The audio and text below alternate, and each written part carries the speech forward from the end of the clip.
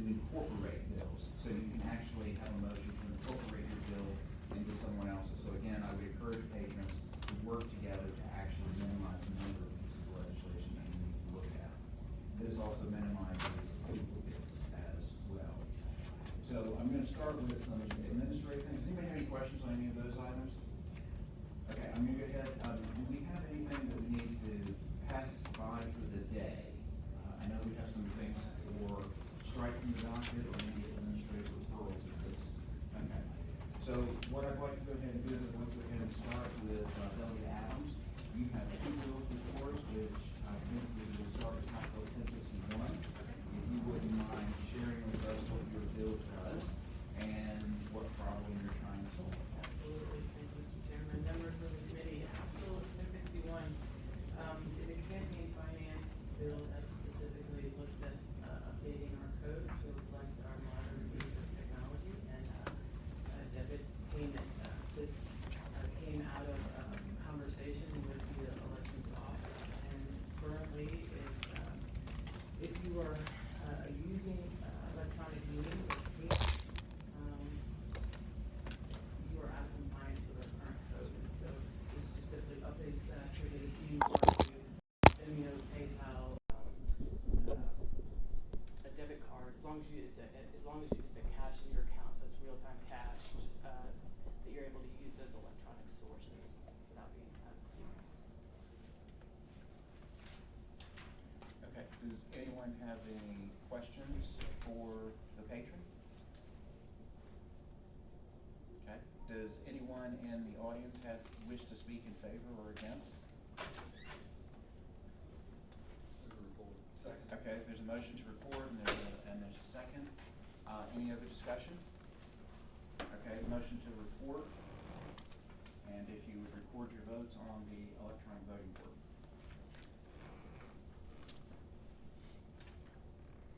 Close the roll. Okay, if you could close the clerk, please close the roll. All right. Thank you, Delegate Adams. Your bill is reporting to the full committee 6-0. Bill. Mr. Chairman? Yes. Will we hear you Mr. Longo? Yes. Yes. I'm sorry. No, it's a fair question. I'm glad you're here. You said Mr. Chairman, and yes, I can tell you, they will be heard tomorrow morning. Will you be here? Yeah, I just didn't know how fast it would work. Okay. Delegate Adams, if you could now share the same for House Bill Yes, sir, 1062. Mr. Chairman, members of the committee, House Bill 1062 essentially is an addition to our Stand By Your Ad law. We currently require that we put our names behind any of our wonderful and kind statements on our opponents, but we do not require that on text messaging, and that issue arose during the last campaign. So it is really just to ensure that while we're saying all these kind things, that we can stand by them just as we would Facebook ads or television ads, mailers, anything like that. Yes. When you say text messaging, Yes. text messaging from whom to whom? So if you are putting out a cell phone text message. Okay. Delegate Adams, so is the intent here is that if a text message goes out that says vote for Delegate Smith, that it will say this is paid for and authorized by Sure, Delegate Smith? or, if you, for whatever reason, said that, candidate Joe Smith, rides moon waves to the dairy farm, and nobody knows what that means, but it's said, and nobody knows where it came from, but it would hurt somebody or not hurt somebody, at least you're standing by your speech. So more likely if someone, I'm sorry, No, yes. more likely Mr. if Chairman. someone was saying that, don't vote for this person, they're a domestic assault or a domestic abuse, or they've stolen money or something of that sort. It doesn't have to be truthful or anything, but, this is what's said during campaigns sometimes, and we need to at least stand by our ads. Mr. Chairman? Yes. Yeah, so, and forgive me, just because, and I understand what we're doing is changing the definition in this section of the code, but this bill doesn't address any of the disclosure, that's gonna be in another section, in another code section. bill only- That these definitions are applicable to. Right. Where can I find that to see what it says in the? In the definitions? Well, no, and Sorry. what I'm thinking, here's what I just wanna tangle things up, because I completely concur with what you're trying to say. When we're doing this, if we're required to disclose stuff, we should be required to disclose stuff. On a phone call, you Yeah. have to say that, and it's a real easy little tagline. When you're converting that over to a text message, Mhm. those are by their very nature more abbreviated, and I'm wondering if the applicable code section for that says that if you're issuing a phone call, Mhm. that the phone call has to say this phrase, then the text message is gonna have to say that exact same phrase, and I don't know without looking at that, whether that's gonna be something that translates over to, text message, because if you come from one system, text messages from one phone to another type of phone often are truncated and are divided among multiple messages on the receiving device, and that might. Well- Do you follow what I'm saying with that? I just I wanna. mean, I hear what you're saying. I'm not sure that is, Sorry. go ahead. Just Ms. to jump in, Lamb. so Delegate Head, Mr. Chair, we didn't need to amend the relevant code section for purposes of her bill, but if you look at 24.2 959 and then 959.1, that's where we set out the requirements for campaign telephone calls, including disclosure requirements. Okay, can we, let's see, that is, you said 24.2.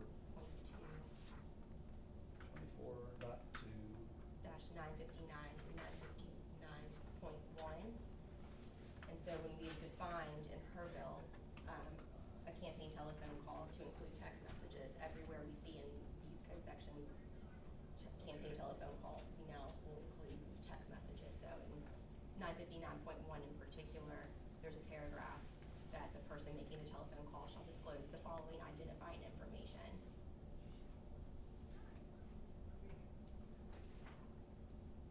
What chapter is that?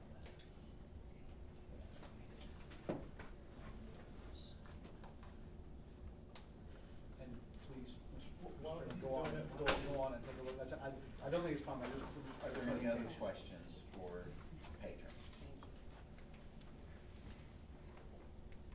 Yes, Delegate Simon. So just to clarify, what I think I'm hearing is that the rules for telephone calls will just also apply to text messages. That is, the intent. Okay. And I think based upon what Ms. Lamb said is that is, the intent is that you're just changing the definition and the disclosure will remain the same. So while you're looking at that, are there any other questions?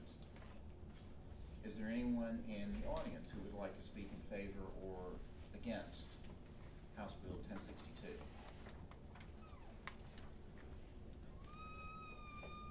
Okay, seeing no other comments, are Yeah, you comfortable? I'm perfectly comfortable because it's fairly ambiguous, so there's a lot of latitude in that. So that's good. The committee operates on motion. There's a motion to move to report, and there's a second. Is there any other debate? Please record your votes on the electronic voting board.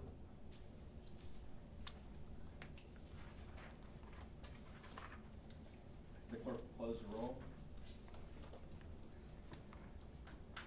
Delegate Adams, your bills will be referred to the full committee. Thank you. Thank you very much. Delegate Wilk, you want to go next? Okay, Delegate Wilk has House Bill 1238, so we can take a look at that. And Delegate Wilk, the floor is yours. Mr. Chairman, committee members, House Bill 1238 directs the Board of Elections to come up with a definitive standard for the size of the paid-for or authorized disclosure of printed material. As you know, currently in code, now all it says is that it has to be there in a conspicuous manner, and then there are also with a minimum font size of 7 point. And the reason I've asked, directing the Board of Elections to do this is because actually comes from a situation back home a couple of years ago.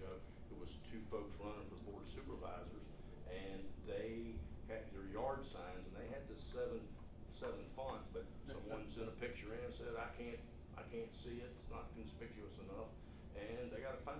Both candidates got a fine. They were primary, by the way, so they were both on the same team, but nonetheless, Mhm. they both got a fine because, you know, it wasn't conspicuous. And Mr. Chairman, that's the part of the problem is I'd like for the board to establish, some kind of, standard, if you will, to, you know, how they do that, not really directing them to, but just something that's applicable, that folks, that meets whatever criteria we all want to be met. Okay, very good. Are there questions for the patron? Yes, delegates, Rasul. Mr. Chair, question for council. What does proportionate to the size of the advertisement, what is proportionate to, what are we relative to? So we started at 7 point. And so now we're going to try to make it proportionally sized. So was it 7 point on a, we're trying to figure out, was 7 point on a yard sign or was 7 point on a piece of paper? Trying to figure out how they'll be able to. That'll be for the state board, so we have, the sentence will now read that it has to be displayed in a conspicuous manner and a font size proportionate to the size of the requirement, and then we have a direction to the state board to promulgate standards for meeting that requirement. So the state board will be deciding, does it need to be 1/3 of the size, the whole sign, or can it be smaller? It'll be up to them to come up with that standard. Delia, so Yes, if you look Delia, at the please. next, if line 33, we're under the print media advertisement, so that's where the minimum font size is 7 point, which makes a lot of sense with a print advertisement in electronic format. So I think they were just trying to standardize in the original code. So, and as council mentions, this would just be, we're just giving them latitude to make it proportionate. Everybody has different version of what that is, right? Yeah. But certainly, the state board will be able to figure that out. It We won't be didn't- 7 point on a big post. Want to be careful about over prescribing rules in code and saying, okay, well, it's going to be 12 size font if you have a sign that's this big, and 14 size font if it's a sign this big, trying to leave that to the state board. Delegate Head. I'm looking at this here again too, in the same code section, this would also give them some help, even though you didn't address, paragraph 5 of the statute as it currently has, you didn't make any change to that, but right now you've got a point size that's designated, and that really applies to old school print media in a newspaper kind of a situation, and that would make perfectly good sense if you're looking at newspaper.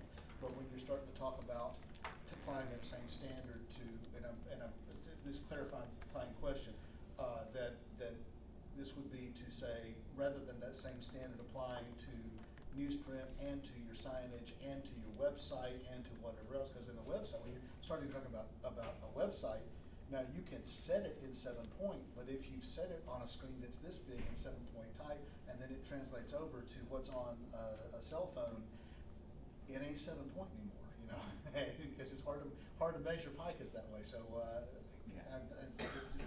am I correct? That's what we're trying to get to, is just set a standard based on the medium.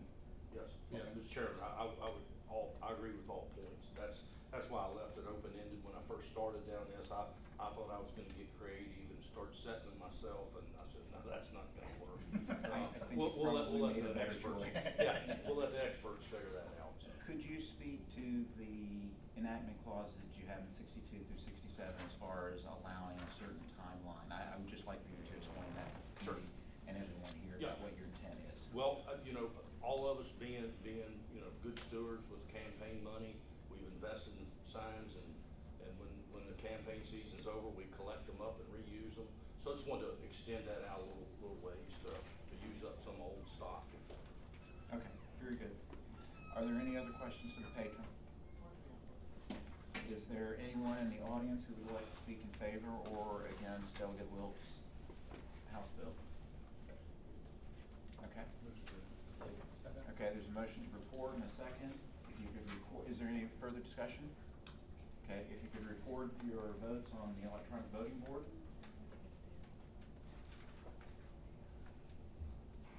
Okay, the clerk will close the roll. Delegate Wilk, your bill has been referred and reported to the full committee. Thank you, And Chairman. it sounds like from the chairman when he was here earlier that it will be on the docket tomorrow morning.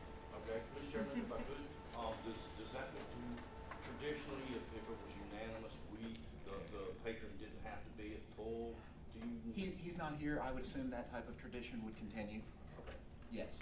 Yeah, I guess, and if it's not, someone will shoot up a flare. Yes. Okay. Mr. Chairman, Unless you just wanna come visit us. yeah, Mr. Chairman, I can say if there was trouble, I'd hope you would support a motion to pass by for today. Yes. Yes. Thank you. Thank you, Mr. Chairman, committee members. Thank you very much. So next on the agenda, I'm going to ask Delegate Simon, if you are ready. You have, I'm sorry, I know the other three of you were here, but I had spoken with him before because he's got some bills that we're gonna do some new stuff with here, and we're gonna work through it. So first of all, what I'd like to do, as I had mentioned in my introductory remarks, is I would entertain a motion to, let me just find the right one, to incorporate Delegate Tran's House Bill 1218 into House Bill 848. Is there a motion? I move. So moved, seconded. Is there a second? Second. Second, thank you. So this is really kind of administrative, so there's a motion and a second, and I have is this a voice discussion. vote?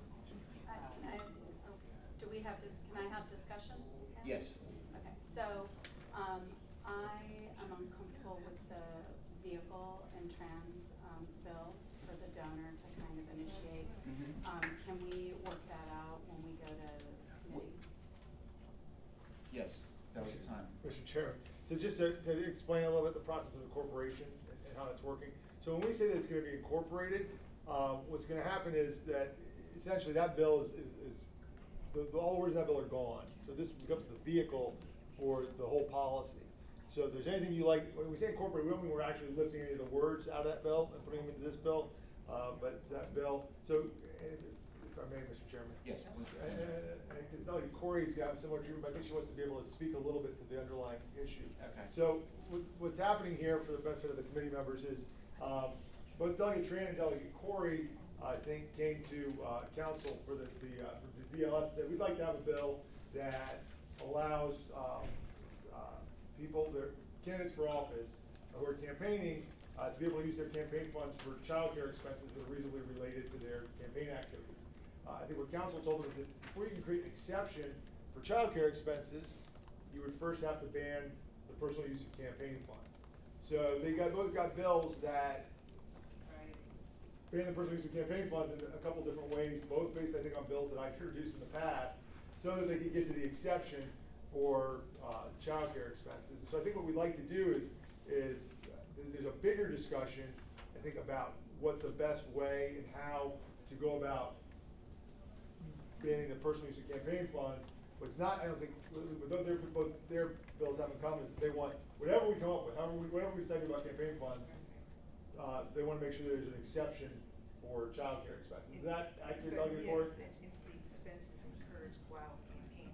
While campaigning. And there was the FEC case. Okay, So it's. Yes, just a second, Delegate Simon, yes. Could I suggest a cleaner method, maybe just to lay that bill on the table and have them sign on as a chief co-patron for the other bill? That is one way to do it. I mean, it would be less confusing for Well, how and confused by the incorporation language. No, and I understand, and I appreciate that input. We're trying to do something new here, and as far as I can tell, not new, but going back to 2013. And I believe when I was talking with the subcommittee staff, we may be the first ones to do this. Okay. So we're. We did that general laws a few hours ago. Did you really? Yeah. Okay. Finance yesterday. Yes, hold on just a second. We've been doing it today. Go with the third. Win, place, or show. Mr. Chair, Parliamentary Inquiry, is this not the same process that is used in the Senate currently, and we're simply making it conforming process? I would never wanna say that we're conforming to the Senate, No. but we are borrowing what we think is maybe a good idea. So, yes. But your point is well taken. We're gonna work through this. Mr. Chairman, if I Yes, may add go a ahead. point, may add a point to that. We won't know if it works until tomorrow when we see see the draft that comes out. And that's a really good point, because again, it's just going to be this, but then we are going to be working with Delegate Simon's bill. So any edits and any amendments that we do are just going to be in his bill, and you will all be participating in that, and we will make a decision on that bill. This is really an administrative way for Delegate Corey and Delegate Tran to be able to have their bills, be able to speak. Yes.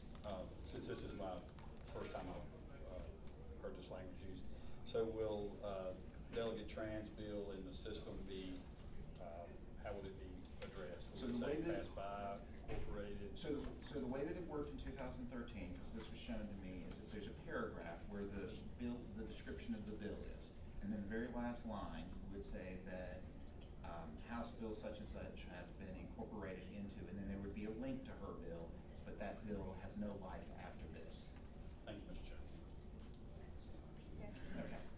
Mr. Chairman, Yes. if it's okay with the chairman, I think before we just did Delegate Trans, have we voted on that? No, we have not. So Okay. we're going to do that. So when we get to your bill, she'd like to speak to it, I think, before And we we. decided this is a voice vote, Right. correct? Okay, we decided this is a voice vote, so all those in favor of incorporating Delegate Tran's bill into Delegate Simon's bill, please say aye. Aye. All those opposed? Okay, so it's been incorporated into. Now, what I would like to do is I would like to have an opportunity for Delegate Corey to speak to her bill, and then the intent is to have the same motion. Yes, yeah. Thank you, Mr. Chairman. And this is, Corey, could you tell us what bill yours is? $12.99. $12.99. Yes. It's essentially the same, and I'm sure that all of our bills were grounded in the OPC case that happened in 2018, where the candidate was fined, called to court and fined for using her campaign funds for childcare that was incurred in her campaign. And eventually, she won her case, so there is that case law. And I'm not gonna say anything about the ERA, but I definitely think that this ought to be an allowable campaign expense. And I understand changing the prohibited personal use, but we've been always trying to do that anyway. So no, there's not a lot that I have to say, except I don't know if you mentioned how many states are trying to do this now, because there was so much publicity about that case. Real fast, 17 states allow it now, 6 have legislation, the other are either a commission, board, or court opinion. So I think Virginia ought to allow any caretaker, not necessarily a woman, caretaking parent who incurs child care expenses in campaigning to use campaign funds. All right, thank you, Delegate Corey. Are there any questions? Go ahead, Delegate Wood. So under the current law, Virginia, you would be allowed to use child care dollars? No. No. Oh, Currently, yes. well, wait a second. She's right. You could. But it's part of what revamping and clarifying what the role of personal use is. And frankly, it's my humble opinion that only because we don't have a very tight evaluation system, that it hasn't come up here. We just don't have the staff to approve everybody's campaign finance, which is another one of my votes, but we won't talk about that. Yes, Delegate Head. We'll talk about it. Simply because anytime somebody talks about caring and the obligation of caring for someone else and the costs associated with that, sometimes it's not children. True. Sometimes it might be senior adults. Would the same be able to hold true for that? Could we, if we're gonna be incorporated, but I mean, could we perhaps include an amendment, and I mean this as a most friendly amendment to say that Caretaking responsibility. caretaking responsibilities. Yeah, right, without saying it's a child. Without necessarily saying that it's a Absolutely. child, I don't know how we would best be able to do that. Yes, so please hold that thought, and when we get to the base bill, which will be Delegate Simon's, I think that would be a good opportunity to bring that up. Okay. Thank you. Yes, Delegate Rush. Mr. Chairman, would if the care of a senior adult that was under your care be prohibited under current law in, during our campaign finance? I think the issue under current law is that there are no restrictions on how you use your funds. And and Then we're there- talking about this bill though. Right, under. So under current law, this would be allowed. Thank you. Yes. Until somebody objects, yeah, you're right. I understand. Are there other questions? Are there any questions from the audience in favor or opposed to Delegate Corey's bill, which the intent is we're going to have a motion to incorporate that into House Bill 848, and we'll also have an opportunity to then hear from Delegate Simon in much greater detail. Okay. Motion to incorporate. Second, thank you. This is a voice vote to incorporate House Bill 1299 into House Bill 848. Thank you, Delegate Corey. All those in favor, say aye. Aye. All those opposed? Okay, Delegate Corey, thank you. Your bill has been incorporated. We're back. Okay, that's fine. We're now back Thank you, with. Mr. Chair. Thank you. We're now back with Delegate Simon and House Bill 848, which has now incorporated those two from an administrative standpoint of view. So what we're really looking at is just the text of what is in front of you for House Bill 848. Any amendments or edits will occur to just this piece of legislation itself. So if you'd like to go ahead and begin and explain your legislation. So yes, Mr. Chair, I think first thing I'd like to do is move an amendment which will help bring, I think, what Delegate Tran and Delegate Corey's bill we're trying to do into my bill, which is, I think the Delegate Lamb, right, the promoter. I think council has a line amendment that she could probably report to the committee. Are we going to just do, am I reporting a line amendment that is just about childcare, or are we? Well, let's just do one about this one, Yeah, let's just do one at a time. the one that you prepared previously. I just want this written in. Okay. So if council would provide us with the information on the amendment. Right, so at line 33, after committee, we're gonna insert a comma, and then including the use of campaign funds to pay for the candidates' childcare expenses that are incurred as a direct result of campaign activity. And Yes, Mr. Chairman, Delegate. yes, if I may, rather, and I'm not sure where to do this. Could we alter that to for the care expenses of a dependent of the candidate that are incurred? So that would be. Would you like to be? It's not my decision. Are you proposing that as a proposing friendly that as a- amendment or as an I'm- amendment to the I'm proposing amendment? that as an amendment to the amendment in. Yeah, I'll second that. Okay, so Is that just? So, Not on this committee. So the amendment would read, including the use of campaign funds to pay for the candidates. Caretaking To pay expenses. for the care expenses of a dependent of the candidate that are Incurred incurred as a direct directly result of the campaign activity. Right. And, so we have a second on that? Yeah, second. Okay. Would you like to speak to that, or? Well, just simply because there are certain situations where it may not be a child, and if it's not a child that were a senior adult or another infirm adult, if you have someone that is caring for a disabled child or disabled adult, and they've gotta have some help doing that, they're gonna be able to run, so. So we have an amendment to the amendment. Is there any other discussion on this? Yes, Delegate Simon. Are we going to, do we need to vote on We will individual vote on the amendment amendments? to the amendment, and then we will vote on the amendment, and then we'll work our way back up the. I have, a comment about another part of the bill, so whenever Okay, that's. save that for ready. later. Okay, so all those in favor of Delegate Head's amendment to the proposed amendment? Mr. Chairman, I'm sorry, parliamentary Yes. inquiry. I think what I heard happen was that we wordsmithed a committee amendment, and that, because the amendment wasn't actually adopted before us in a position where we could amend it. I think what I heard happen, if the chairman agrees, was that we're gonna wordsmith a committee amendment for Meg to insert. So we just need to have the one vote? Just the one vote? Okay, so we have that, and so all those in favor of the amendment as Can we have the amended? clerk report it again one more time? just to Yes, make sure we're safe? could you, Mr. Chairman? could you read it again, please? So line 33, after committee, will insert comma, including the use of campaign funds to pay for the candidate's care expenses of a dependent of the candidate that are incurred as a direct result of campaign activity. Is that good?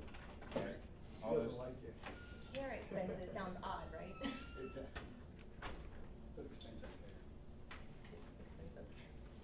Can we adopt that in concept, and if I can think of something better than care expenses? Yeah. yes. Yes. Yes. Okay, all of those in favor, say aye. Aye. All those opposed, nay? Okay, the amendment passes, so, I've been talking to me all day, I'm sorry. wait, you're down there voting? I've been voting for too long, I'm sorry, Mr. Chairman. Okay, so, Majority stuff is hard. thank you, Delegate Head. So, Delegate Simon, would you like to continue? Mr. Chairman, yes, members of the committee. So let me go back to, I think what I was saying earlier, as a preface to this larger discussion. I think I started in 2014, Delegate Rush will remember most of these bills, I think. I started in 2014 with a bill that was fairly similar to the bill that Delegate Corey introduced and then amended, which was simply to fix a problem, an earlier drafting problem that inadvertently, I believe, lifted the prohibition on the personal use of campaign funds. So there was only, it's right now under current law, it's only illegal to convert campaign funds to personal use at the windup of your campaign. But during the campaign, no such prohibition exists. And so, when I first came to agree with that, there was some concern that just personal use wasn't well enough defined. So I came back in 2015 with something that's really similar to this bill right here, which gives a little more definition. And so you've got this section A through D, which go into a couple of examples of what you can and a couple of examples of what you can't do with personal use of funds to give a little bit of direction to members. And the problem we're trying to solve here in Virginia is, I think, one of 2 or 3 states left that don't prohibit the personal use of campaign funds. I think if you ask most people, including members of the General Assembly, they don't realize that you can spend your funds right now on child care expenses, on dependent care expenses, on college tuition for your kids, on trips to the Bahamas with your campaign committee to talk about things that you can do. See you later. So, you know, there have been cases, sort of present the other side for just a second. I mean, on the one hand, we do have a great deal of transparency in our disclosures, and you have the opportunity to look at people's campaign finance reports and sort of inquire. So, what was that, $400 plane ticket for? And where did you go? How is that connected to your campaign? But there's no remedy for that. So, if that's determined that it's a purely personal expense, they haven't broken any laws, right? Certainly, it can go on a campaign brochure and it can go on commercials and things, but it's not actually a civil or a criminal offense at this point. So what this bill seeks to do is to get us in line with basically every other state in the country. It seeks to give a little bit of clarity to members about what they can and can't do, draw some lines for folks, defines personal use as, let's see what it says. So for the purpose of this section, contribution can be considered converted to personal use. This is B here. If the contribution in whole or in part is used to fulfill any commitment, obligation, or expense that would exist irrespective of a person seeking, holding, or maintaining public office or carrying out the ordinary activities of a political committee. So, again, money that you'd spend whether or not you were a candidate, whether or not you're a politician, you can't use your campaign funds for that. It has to be something that you only have to spend because you're running for office or to further your candidacy. It's actually I think it's a fairly liberal definition. I say that small L. Right. And it creates a lot of latitude, but I think helps avoid traps. And so, Mr. Chairman, I'm happy with that. Real quickly, just to differentiate this, again, for those that have been around for a while, 2 years ago, we took a different approach. We had a much longer, more involved bill that gave jurisdiction for dealing with these types of, prohibited the personal use, but said that you could only bring a case against the candidate for violating that provision by going to the Virginia Board of Elections, the Virginia Board of Elections. You had to have an actual contributor to the campaign be the one to complain about it. They had to face big fines if they made a complaint that turned out to be invalid, so there was some deterrence for people doing that, which some people thought was a good thing. But and then there was a maximum fine of $1,000. It was a civil penalty. It wasn't a criminal act. I was happy to vote for and support that bill when that was all I could get out. But this is the bill that I really wanted back in 2015, and so that's why it's here again. Okay, thank you, Delegate Simon. Are there questions for the delegate? Yes, Delegate Simons. So is this bill a civil or criminal penalty? And what is the penalty? So, I think Council's gonna help me if I get it wrong, she's going to it. So, on line C, it says any person who violates any provision of this section is guilty of a class 1 misdemeanor. So it's a criminal penalty, it's a crime, it's against the law, so that makes it a crime to spend your campaign funds on items that aren't necessary for your campaign. Were we to delete that line, it's actually the same penalty as any violation of 24.2.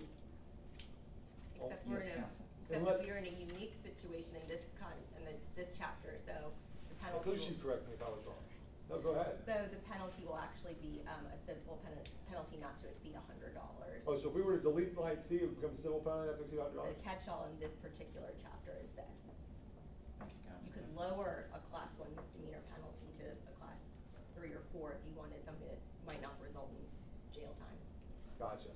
And so if we were to delete, line 34, Just then make it generally unlawful. unlawful, then it would be a civil penalty, subject to a fine of $100 Yes. per incident?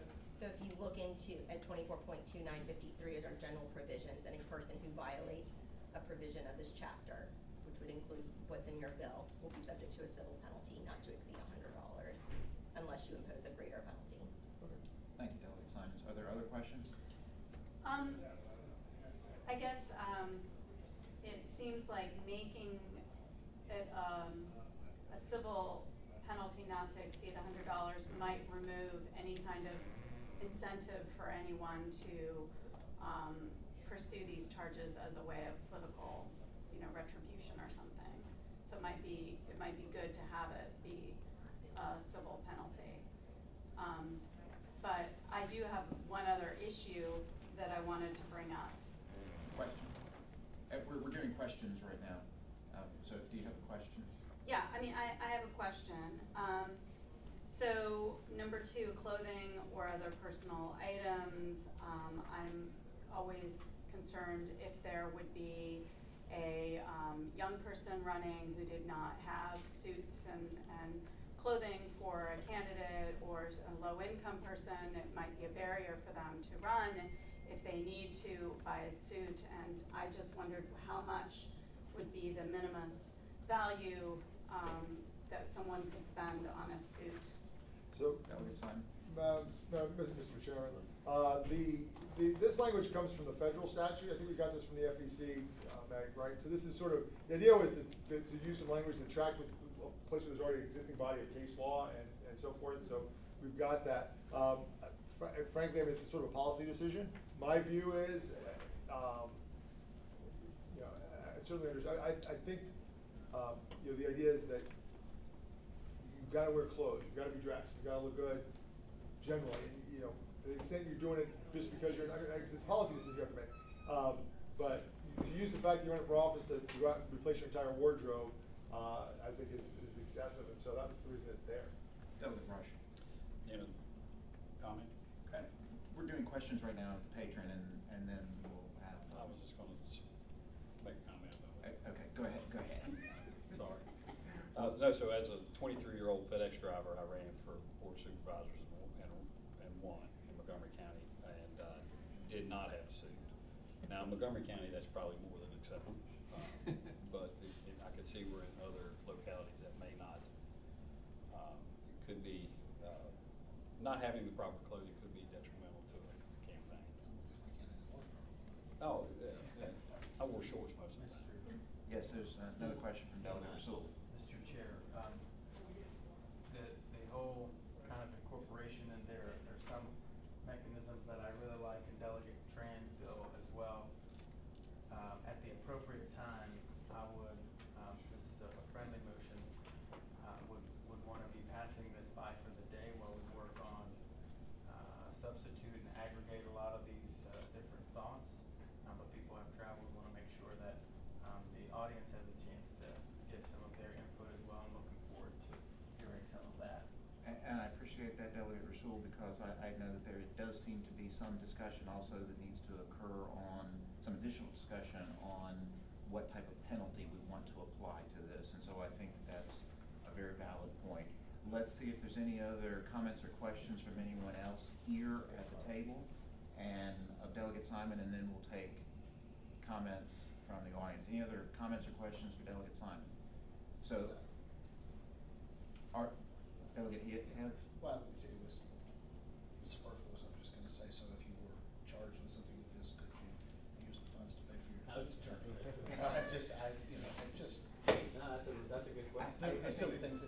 that's some nuance that we need to be sure that we define. And again, that's the value of having these small discussions like that, because these types of things are able to come out. Is there anyone here in the audience who would like to speak in favor of Delegate Simon's House Bill 848? Yes, please. Thank you, Mr. Chairman. Anna Scholl with Progress, Virginia. We are supportive of the legislation. We've been supportive for several years now of restricting the use of campaign funds for personal use. We think that when folks run for public office, they run for the public trust, and you are here to represent us and make decisions for us. And I hope that no one runs thinking that this is going to be a lucrative endeavor. I think it is not for many of you, and that is not what the purpose of raising campaign funds is. I think we are comfortable with the language in the bill and would like to preserve a stronger penalty in the bill as well to deter abuse. Okay, thank you very much. Anyone else wishing to speak in favor of Delegate Simon's House Bill 848? Is there anyone who wants to speak in opposition to it? Okay, I would now entertain your Chair, motion. move to pass by for the day. Okay, so there's a motion to pass by for the day. Is there a second? There's a second. Voice vote. All those in favor of passing by for the day, please indicate by saying yay or aye. All those opposed, nay. Okay, so thanks very much, Delegate Simon. So this means that it will be on the agenda unless the Chair of Privileges and Elections decides something else, then it'll be on the agenda for next Thursday. So I would encourage you to work with others to kind of work with the details of these things in the meantime. Okay, I think we wanted to go ahead and address, and I'm sorry, Delegate Corey, I know you have one other bill, but he's Oh, kind no, of. I'm sorry, it's still passed by for the day, that's what. House Bill 71? Okay, so House Bill 71 is gonna go by for the day? Yeah. Mr. Chairman, I'll make a motion to pass by House Bill 7. Okay, For the thank day. you. For the same reason.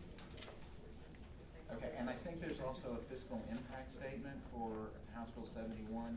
So would the proper motion to pass it by for the day or refer to appropriations? We gotta No, we do need policy to, first. we do the policy first. Okay, all right, so you've made a motion to pass by House Bill 71 for the day, is there a second? Till Delegate Corey. Second. There's a second? You can't and- record that. And there's editorial comments as well, so all those in favor, aye? Aye. All those opposed, nay? Okay, so thank you, Delegate Corey, House Bill 71 is passed by for the day. Mr. Chairman, that one, that copy of it. You want the copy of the fiscal impact statement? Okay, thank you.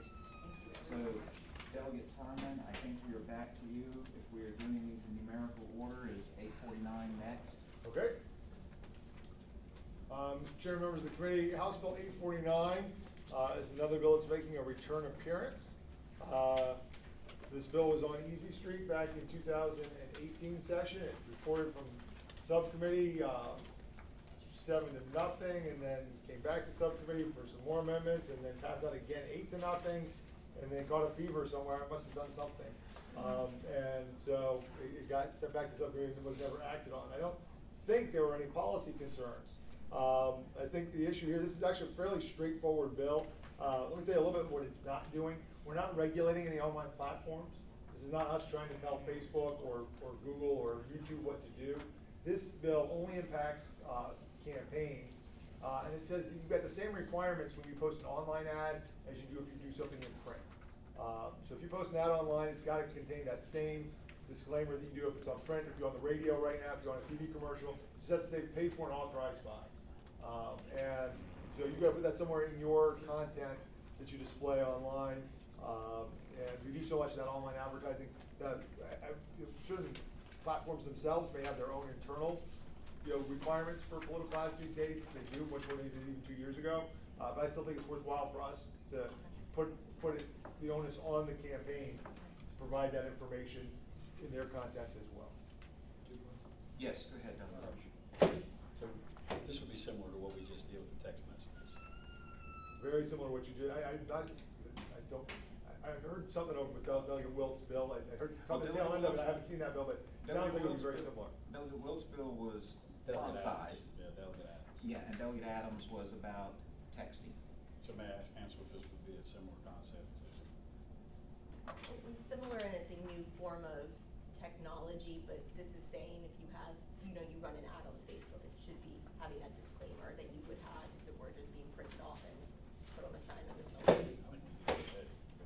It's interesting that we don't have that requirement now. Yes, Delegate Rush. So let me, a little different, point is, so if I'm communicating with my constituents saying something non-political, say I took a picture with the school board from Montgomery County, is that disclaimer still on all communications or just political activities? So the Is the disclosure. disclaimer on speech or speech and political activity? So it'd be actually, it'd only be on things you placed or promoted for a fee on the online platform, right? So you, your own personal, say you got a Delegate Rush Facebook page, right? You post things on that Facebook page, you don't need a disclaimer. But if you decide, you get that request, hey, would you like to promote this post, right? Yeah. And pay to send it out, then it becomes a paid advertisement, and then the disclaimer requirements would kick in. So you don't have to worry about getting this stuck in a gray area where, I mean, I think probably the best asset I have is taking pictures of my kids. They like my kids much better than me. I get more likes on those pictures than my political I'll posts. second that. But those don't need a disclaimer because they may help me get elected, unless I pay to promote them. I'm sure. Thank you. That's a good question. Other questions for the patron? Okay, any other discussion? Are there any comments from anyone in the audience in favor of the legislation, House Bill 849? No? Anyone opposed to it? Okay. Mr. Chairman, as I'm turning it over in my head though, on Simon, that when you boost a post, there are a lot of things that I put on my delegate Facebook page that occasionally we will boost because we want to make sure it gets seen by more people that have nothing to do with campaigning. They have to do with, like for example, I do a weekly video of the updates from here. The campaign is over, I'm doing a video. We will boost that frequently. So let me ask you, where's the money to pay for it come from? Right? It's paid for and authorized by, right? So if it's not paid for by your campaign committee, then I don't think you have to say it's paid for by your campaign committee, right? So, I mean, only if you use campaign money to boost it, then you've got to say that it's being boosted by your campaign. If you use your personal money, then it's personal money.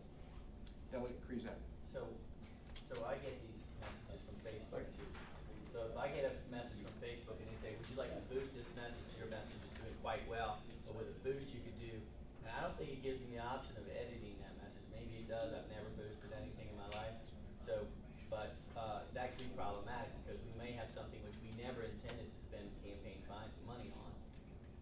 So, my advice then would be not to do it that way, right? To duplicate, I get it. Well, I think, by the way, Facebook, I think has internally now for political posts, they have a built-in method for you to add, even to previous to old posts, to add that disclaimer message. But this is sort of the same thing as Christmas cards, right? If I pay for Christmas cards and send them out to my business clients, my campaign contributors, my political friends and allies, with my own personal money, right? I think I would agree with me, the council would agree with me, I don't have to put a disclaimer statement on that now, right? So I think that's the analogy of your social media posts. If you're paying for it with your own money, now with campaign funds, there's no need for a disclaimer. Okay, so, Delegate Head. Mr. Chairman, let's take this over though to. It's not that he's not right, not to interrupt Delegate Head, but I think I do have the answer to your question. It's a little bit close to what Delegate Simon was saying, but also the other part of the definition of advertisement is that it's gonna constitute a contribution or expenditure as we define those terms. And so when you get to the definition of expenditure, you're talking about clearly or expressly advocating for the election or defeat of a candidate. Go ahead, Delegate Head. Which clarifies that if it's not political, then it wouldn't qualify under this section, say, because we also use campaign funds, I think most of us do, to extend beyond the mail allotment that we have when we're putting out mailers to constituents during session to give session updates. And if we mail out pieces over and above the allotment that we get just as delegates, then we frequently will utilize that, but it looks a little strange to then say. I know that I keep talking about that. I think you probably should understand. It's a pretty standard thing. I mean, and it's disclosed in your campaign finance reports that's what it is for mailing expenses, constituent mailing expenses. I mean, has always been an approved utilization of campaign funds. It just, when you start saying then though that this is paid for and authorized by this campaign, it translates over to being something other than sharing of information. It's now implying that every bit of communication that we have is just an election view. vehicle, and that's not what it's supposed to be. That's not the only thing that we're doing, is it's trying to get in front of constituents. Mr. Chair. I have concern about that. So I guess my point would be that the fact that the delegate's using this analogy of the mailing, this bill doesn't change anything that's not analogous to something that you already do, right? So we're just adding an online platform. So if you can do it in print, the same standard would apply to your online activity, right? We're not creating a different, we're just adding. And maybe you Go ahead, you Neil. would concur with that if it's just, that's only about if you are promoting the election or opposing the election of someone in those messages. Based on how you read all of these definitions together, yes. That's how it would. I'm have not to be. sure how the state board interprets the extent of expressly advocating for the election or defeat, but the plain language of the definition of an It does say that, expenditure. which that would clarify that. So, Mr. Chairman, if I, Yes, but go the ahead. analysis of That'll be time. online ads wouldn't be any different than their analysis of a paper ad or a mailing, right? I would assume. We're not changing any of that, those underlying, definitions, this is just adding, a new definition for online activity. And understand, I very much appreciate where you're going with that and agree with you that should be disclosed just like everything else should. It's just, we have to be careful that we don't wrap ourselves around the axles unintentionally. Are there other questions or comments for the pager? And I think I've already asked if there's any comments from the audience, and we've got no takers. So, Okay. I move that we approve this Report? report. Okay, there's a motion to report. Second. There's a second. Motion to report and seconded. All those in favor, please indicate so on the electronic voting board.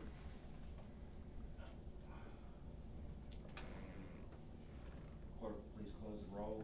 Delegate Simon, your bill is reported to the full committee. thank you. And you have one more, I believe, One more. and then we've met our quota for Delegate Simon. Simon for the day. For the please, Mr. Chairman. All right, Mr. Chairman, this bill is, was a former constituent's request, but I still thought it was a good idea, so I brought it forward again. And what this bill does is it's really permissive. This allows localities who would like to experiment with, public financing of campaigns. So they'd have to adopt, we aren't telling them to do anything, it's purely enabling legislation, to allow localities to, create, some form of public financing. Doesn't even say how they have to do it, doesn't have to be a democracy vouchers program, which is similar to something I've introduced in the past, but allows them to set some rules for themselves on a sort of, obviously, it's not even a pilot basis, they can just do it. I don't wanna say, it's not even time limited. The idea would be that, this is done in Seattle, would be one example, right, where they do use democracy vouchers and support a supervisor level thing, where they've taken some money off their tax rate, I think depending on their real estate tax rate, and devoted that to this elections, this democracy vouchers fund, and then everybody in Seattle gets, these $4 $25 vouchers, which they can use to support candidates that they choose in elections. If you choose to accept the public money, because it is public money, then you have to agree to abide by certain rules on how you're gonna behave on your campaign. You gotta abide by campaign contribution limits, spending limits, you gotta agree not to use it for personal use, and a variety of things. What we find in places that have adopted systems like this, and it's not even just as far away as Seattle, Montgomery County, Maryland, has a public financing program that people can opt into, and the candidates that opt into that get public financing. They get to be designated sort of clean candidates, which is a designation that they seek. And we find when you have those types of candidates, you find you get the people using the vouchers aren't your usual sort of class of donors. It's not your usual donor class that's participating. It's a lot more ordinary folks, people of color, young people, people with limited resources. But since they can only spend their democracy vouchers on that, that's what they end up using it, participating in the political process. So again, nobody has to do this. We can pass this bill, and maybe nobody takes us up on it. Maybe the City of Falls Church decides, or Charlottesville decides to experiment with it. But I hope that it would be the pleasure of the committee to allow this to move forward, so that some locality somewhere might try it, and then we can all get to see how it works and whether it's something that we want to try on a broader scale. So is it my understanding, and then I'm gonna open up the floor to everyone else, it's my understanding that in 2018, I guess this same bill was sent to the full committee by a vote of 6-0? No, this is not that one. No, this bill's never gotten out of subcommittee, don't, Oh, don't, okay. I don't want to misrepresent that. All right. Wonder Good. why. Thanks for I don't being know. honest. Thanks for being honest. There's one that Okay. got to the floor once, but that was for different reasons, so. Okay. So we're now open to questions from the members of the subcommittee. So could you? Just one question, Delegate Simon, this is your sixth or seventh? So, Have you ever met with a locality that said they had enough money for their schools?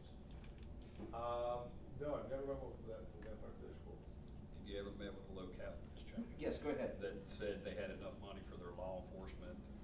I rarely have anybody say, we've got enough of anything when they're speaking to their state legislator. Thank you. Thank you. Thank you, Delegate Rush. Are there other questions for the patron? Go ahead, Delegate Krizak. Delegate Simon, has this ever gone through like city, county, towns, or, I mean, as VACO or any of our counties, have they opined on this, are they backing this as Fairfax County support? So I don't know that I've enlisted the support of any of those folks. I know that I brought it up at the Fairfax County Legislative meeting, and I think the answer I got from them was they were happy to have authority to do anything. They're always welcome to authority. The city of Falls Church in the past has, I can't speak for them on this particular legislature, I haven't looked, but they have been very supportive of this and seeking this authority in years past. I haven't checked with this year's package, this year's program. The city of Falls Church has included support for this bill in their legislative program. Yes, Delegate Rush. May I ask the representative from Falls Church a question? Yes, is the. I'm is the- representative from Falls Oh. Church. No. Has Falls Church- Are you willing to take a? No, that's why I wanted to say I work for assistant. Delegate She's- Simon. Oh, I'm sorry. I'm sorry. She was just reminding me, she was my lifeline on. No, I apologize. And she also Mr. happens to be Chairman. from Falls Church. No, Mr. Chairman, I apologize. Well, if allowed, I'll ask the delegate. Yes, please. Falls Church. Has Falls Church said they have enough money for their schools? Falls Church, I think that they think their schools are well funded. I think they'd like to have a larger share from the state. I think they think that they do too much of their own taxpayer money for schools. I think that the state should do a better job of funding, because they're one of those 80-20 counties where they supported 80% themselves. Yeah. Are there other But questions? certainly they'd have to make the decision on their own. If they wanted to divert resources from other things, that'd be a decision they'd have to make, and then the city council would have to face the consequences. So if the members of the Fairfax Falls Church City said, why are you diverting, $5 million to public financing of campaign, when that money could be going to reducing class sizes or something like that, that'll be an issue that the city council would have to answer the voters on. Follow-up Would question not for the city- Delegate Rush. Would not the city council be the beneficiary of these vouchers? It could very well their opponents would be the beneficiary. It depends how you describe beneficiary. In fact, I think in a lot of ways, it'd be pretty brave of the city council to take this on, because this is now going to give a huge fundraising advantage they're going to take away from themselves and give to their potential opponents. Because generally incumbents have very little trouble raising money, or much less trouble than challengers. So I think the real beneficiaries of this would be challengers. Delegate Krizak. I wonder if we could do a friendly amendment, maybe to create a pilot, and, that one or two jurisdictions could try out or something, it might be, Well, I think right now it's so permissive that anyone can choose. I know, to- but let's say the whole, Mr. Chairman. Yes, go ahead. So what if 20 jurisdictions chose, then it's got, the genie's out of the bottle. I'm thinking more of a pilot where only one or two or three jurisdictions could do it, and then we could see, and then we could come back with some results and see how that process is playing out. Mr. Chair, I would not consider that a friendly amendment. I think the goal is to, I'd be thrilled if 20 or 30 localities did. I think it'd be catching on like wildfire. I think they'd be doing it because they see it was working elsewhere. Generally, I think pilot programs are what we use sometimes for state programs that involve state involvement. I don't know that there'd be any downsides to this. I understand that the delegate's trying to be helpful, but I think that this is really fairly simple. It's just granting authority to any locality that wants to try. The consequences of trying are going to be borne by the locality that decided to do it.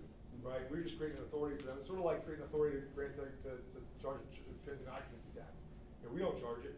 They got to deal with their hoteliers. They got to deal with their constituents if they decide to do it or not. Right now, some localities I know would like to try this and just or experiment in this area, and they just don't feel like they have the authority to do it without some permission from the General Assembly. Any other questions? Are there comments in favor of this legislation from the audience? Anyone opposed? I mean, other than Delegate Simon's legislative aid? Thank you. She'd love for this to die, so we don't have to track it. Move the table, I'll help her. Move the motion to table, there's a second, motion's on the table. Let's see here. Lay on table is not debatable, and so it is recorded vote. All those in favor of tabling, please indicate on the voting board.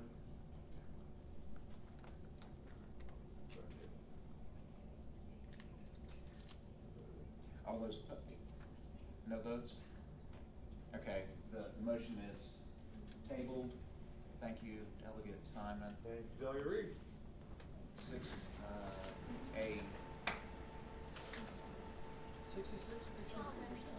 Yeah. 660? 330? All right, Delegate Carter, I think you were last on the agenda. Thank you very much for your patience and waiting. If you could tell us your bill number and what problem you're trying to solve. Of course. Well, thank you, Mr. Chairman, members of the subcommittee. My House Bill 88 would change the campaign finance reporting calendar for candidates who have multiple campaign committees. So under current law, it is perfectly legal for, say for the sake of example, someone with an active campaign for local office and an active campaign for the General Assembly that are on different years to receive funds to their off-year campaign and then transfer those funds from the off-year campaign to the campaign that's currently in cycle and have the source of those funds not be reported until after the June primary. So if you were to take, for example, a city council campaign who is on an even numbered year filing schedule and a General Assembly campaign that is on an odd numbered year filing schedule, if that candidate had, for example, $1,000 cash on hand in their city council campaign, they would be able to cut a $5,000 check from their city council campaign to their House of Delegates campaign in February, and the public would not know where that extra $4,000 came from until about 45 days after the June primary. So that would be a July 15th filing for an early June primary. So this bill simply says that if you have multiple campaigns that are on different filing schedules, you must file a report for each of your campaigns whenever any of those campaigns has a report due. Okay, thank you, Delegate Carter. Questions? Just a quick question, so I'm trying to figure this out, and it sounds very logical, like it shouldn't be that way, and it's kind of confusing if you have I would hate to be running two different campaigns and trying to figure out the filings and which states go when.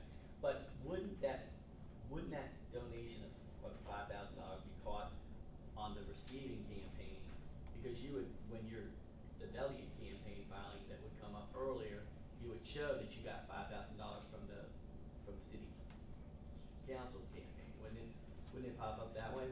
Wouldn't the public know that? So the public would know that there is a transfer, but they wouldn't know the original source of the funds because the city council campaign would not have to disclose the original source of those funds until its next campaign financial report, which would, as I said in the case of a primary, be July 15th.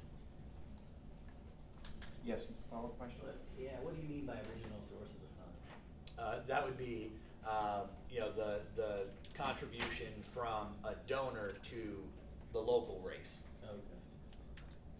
So just to clarify,